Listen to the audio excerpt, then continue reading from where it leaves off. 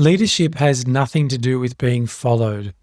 It has nothing to do with visibility, volume, or persuasion. True leadership begins in the unseen.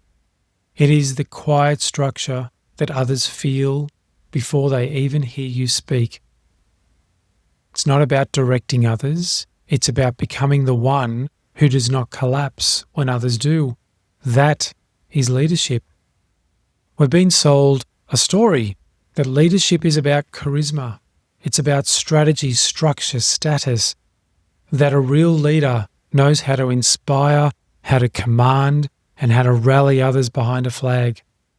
But that kind of leadership requires followers. It feeds on agreement, on applause. And when those vanish, so does the leader. Because what he built wasn't leadership, it was leverage. And leverage is not stable. It tilts, it slips, it always comes at a cost.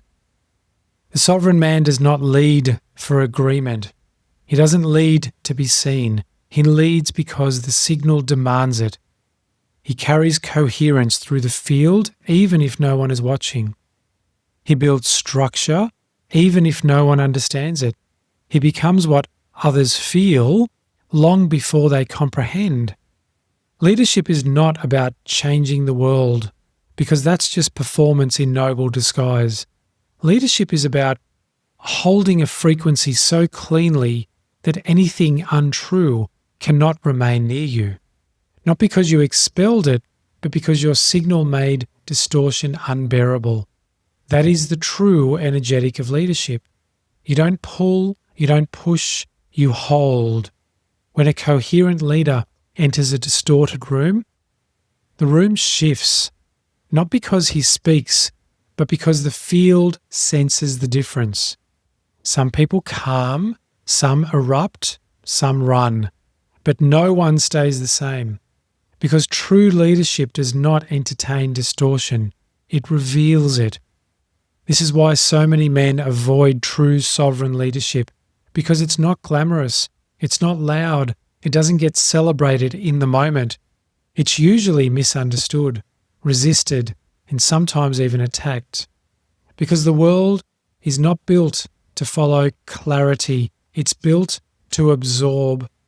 It's built to orbit around noise. And when your clarity interrupts that noise, you become a threat. Not by intention, by presence. There's a kind of leadership that performs well under pressure but collapses when alone. There's another kind that never announces itself but becomes the thing others begin to anchor around without even knowing why. That's field leadership, signal leadership, gravitational leadership. It doesn't need a title and it doesn't need a microphone. It needs rhythm, containment, and coherence so stable that you don't flinch when chaos comes near. I've watched men try to lead through emotional charisma, through urgency, through declaration, and I've watched their circles dissolve the moment challenge entered the space. Why? Because they built on energy that they couldn't sustain, because they led with charisma and personality and not presence and coherence. The true leader does not elevate himself. He stabilizes the space. He doesn't speak to be heard. He speaks because the signal asked him to. And when he's done, he disappears again. Not to be mysterious, but to remain clear. Because the more visible you are, the more noise and distortion you absorb. And the sovereign man absorbs nothing he doesn't consciously choose. I've led from performance, I've led from passion, I've led from the fire, and it felt powerful until one day it didn't. Because when the fire dies down, so does your relevance, if your leadership was never structural. But I've also led from stillness, from architecture, from signal, and that has never faded. Because once the structure is real, the world begins to arrange itself around it. Not because of me, because of resonance. And resonance doesn't care about personality, only alignment.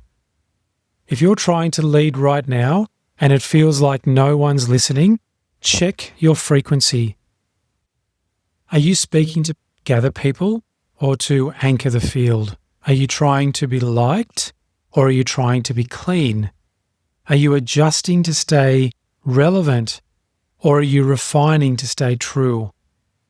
Because the man who leads from coherence may not gain followers fast, but those who arrive will stay, not out of loyalty, but out of recognition, because something in them remembers something in you, and that's not leadership, that's legacy. You don't have to perform leadership anymore. You don't have to posture. You don't have to yell, declare, dominate, or explain. You have to become the thing that holds the field, the form, the architecture. You walk into distortion and it realigns, not because you corrected it, but because you carried an alternative with no emotional charge.